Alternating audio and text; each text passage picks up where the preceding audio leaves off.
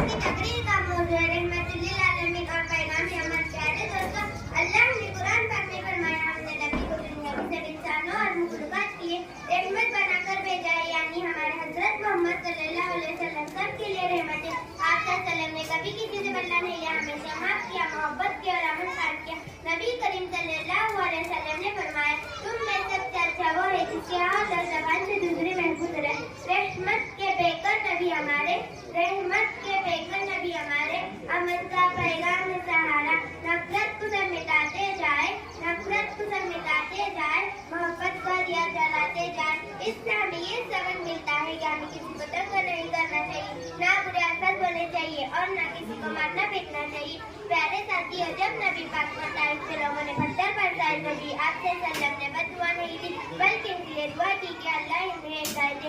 इसी तरह फतेह मक्का की तीसरी हिम्मत आप सल्लम के सामने खड़े थे।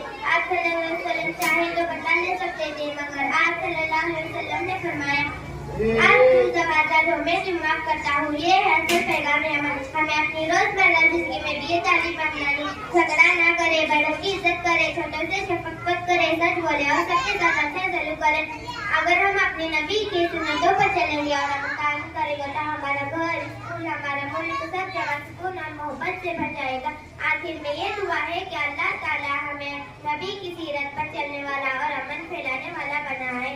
अंधेरों में जो जगमगाती है वही रोशनी, अंधेरों में जो जगमगाती है वही रोशनी, तमाम आलम के लिए रहमत है हमारे नबी। मोहब्बत, अमन और भाईचारा है इनकी अदा, मोहब्बत, अमन और भाईचारा है इनकी अदा। करम के दरिया का किनारा है हमारे नबी।